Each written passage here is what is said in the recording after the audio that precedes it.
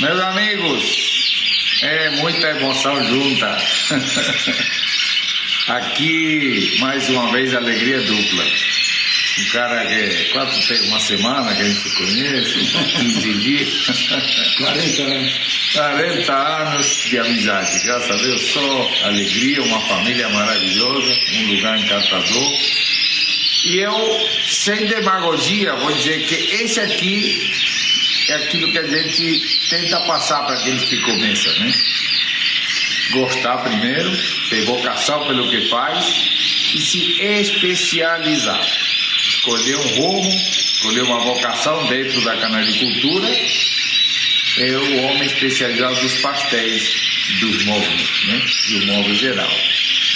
Então, aqui é um deleite, porque ele realmente foi progredindo nessas coisas e o resultado brasileiro que não deixa mentir. Então, Edivaldo, te agradecer demais pela recepção, pela linda família que você tem e por esse lugar maravilhoso que nós vamos começar a curtir agora, a ver essas joias aqui que o Edivaldo produz todo ano e que tem como produto um monte de medalhas do desejo para aqui para casa, né? Ágata Pastel Amarelo Mosaico. Repare algumas coisas. Primeiro, a tonalidade das asas que mantém a tonalidade do desenho. Então é um cinza escuro característico, não confunde com outras mutações, de jeito nenhum. Olha o desenho de cabeça, como é importante. Desenho de cabeça. Olha a qualidade do lipocromo. É um amarelo bonito, brilhoso, puro, né? Então, é interessante ver esses passarinhos como referência para essa mutação. Ágata Pastel Amarelo Mosaico. E tem marquinha. Tem marquinha aqui também. Então, a ideia, primeiro conceito do ágata é fino, né? E o pastel tem uma tonalidade cinza, escura, mas que é muito bonito. Realmente é uma cor que a mim é uma curiosidade que eu tenho, né? Porque há muitíssimos opalinos e poucos pastéis. É uma beleza incrível. Olha o desenho de cabeça, que é algo importantíssimo, acompanhar o desenho de dorso com o de cabeça. O resto tem que manter as características do clássico: desenho fino, contrastante, pouca envoltura, interestria clara, e aqui, olha, o marfim, algo que na Europa praticamente não se vê, né? Passarinhos ali escura marfins é um pouco mais difícil, principalmente a ágata pastel sem fator. Ágata pastel amarelo intenso, muito, muito bom. Desenho fininho, olha a interestria como é clara, que tem que ser. Todo ágata tem que ter a interestria clara, né? E que bela tonalidade de pastel, né? Fininho. E outra coisa que eu gosto muito de comentar, que aparece, sim, mencionou o manual, mas que eu gostaria que se enfatizasse mais: a nitidez do desenho. Tudo que é nítido é mais bonito que aquilo que não é, né? Se você vê uma foto fora de foco e uma foto com foco, você sabe o que é mais bonito. Então, é um efeito visual muito importante a nitidez do desenho, né? E aqui, realmente, essa característica está muito bem trabalhada. Aqui, tem dois passarinhos nevados. O que podemos reparar? Tem um bom desenho. Repare que o que está mais embaixo no vídeo tem a névoa um pouco mais longa, né? O outro tem uma categoria melhor. A névoa já está mais curta, mais bem distribuída, o lipocromo mais visível. Isso que podemos observar desses dois canais, que são bons para principalmente melhor para competição, e os dois bem trabalhados podem ser usados, porque o outro não é que tem uma categoria muito penalizável, mas não está tão dentro do padrão como o outro nevado, que a névoa é mais curta. Isso é muito importante. Canela pastel, eita cor bonita, né? Olha como tem melanização na cabeça. E o desafio dessa cor qual é? Que tenha muita carga das duas melaninas. que tenha muita carga das duas melaninas. Eu, melanina marrom, Feo, melanina marrom, amalgamadas, sem predomínio de nenhuma das duas. Quando tem predomínio da eumelanina, dá desenho central. Quando tem predomínio da feomelanina, dá escamação. Então tem que se buscar muita carga com muita distribuição. Passarinho do Edivaldo Rossi. Interessante. Edivaldo, fala você desse canário, que eu vi que te enche de orgulho e com razão. Na verdade é o seguinte, a gente procura, principalmente nos canários de fundo branco, nos canários prateados, para melhor desempenho no concurso, que ele seja primeiramente intenso, porque fica melhor a visualização da melanina, do contraste, asas escuras, né? E a maior desenvoltura possível, né? Porque não se admite mais nos dias de hoje um canário diluído com resíduo de oxidação, né?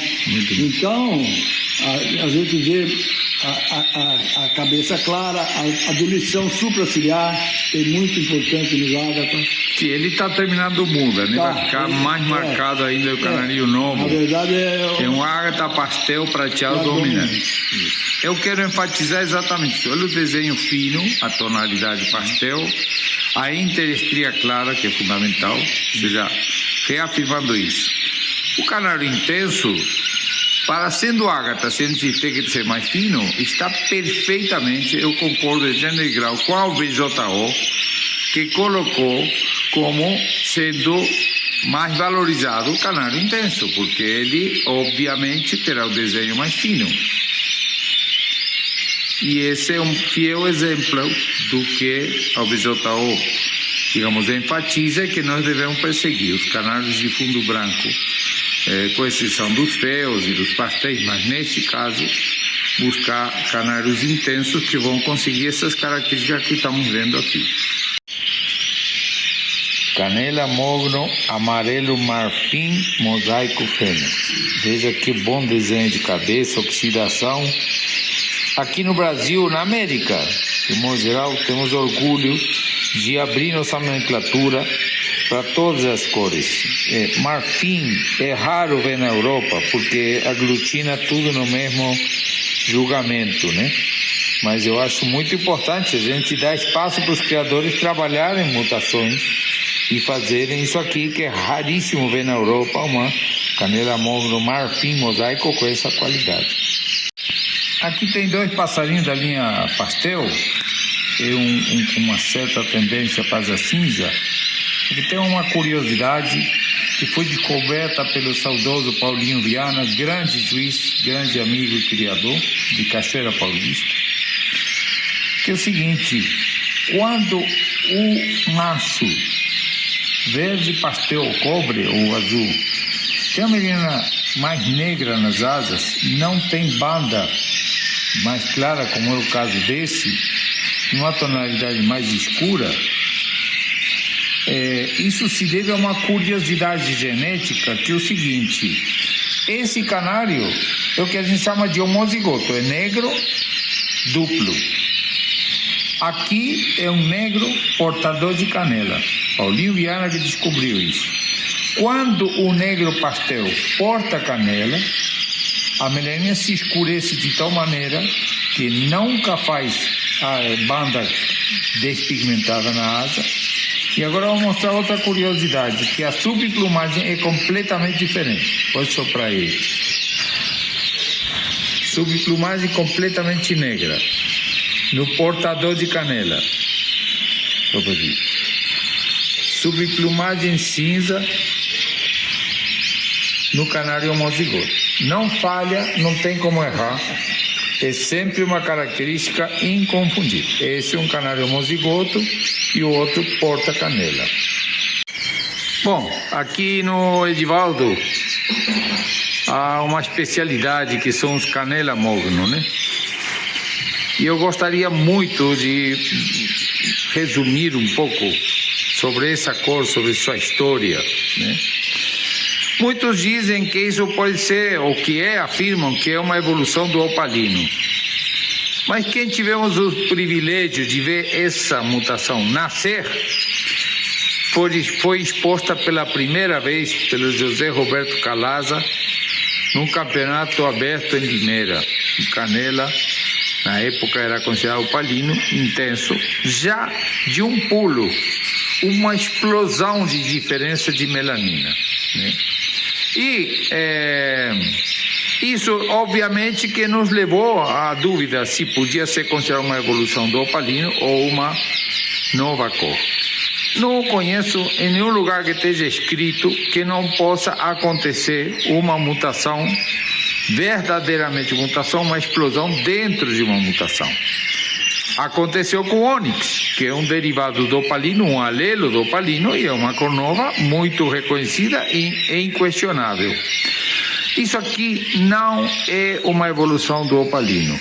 Isso aqui é uma grande mutação ocorrida onde o desenho, a característica melânica, a oxidação é absolutamente diferente, né?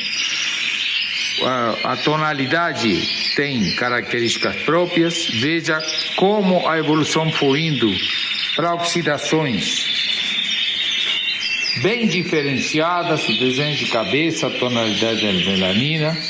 Observe as penas longas, quando é um canela mogno derivado de mulato, as penas têm uma nítida visibilidade querendo ir para o negro e não para o marrom. Não são canários derivados de mulato. E veja aqui uma coisa bastante difícil de encontrar: canela mogno vermelho intenso. O que eu digo às vezes?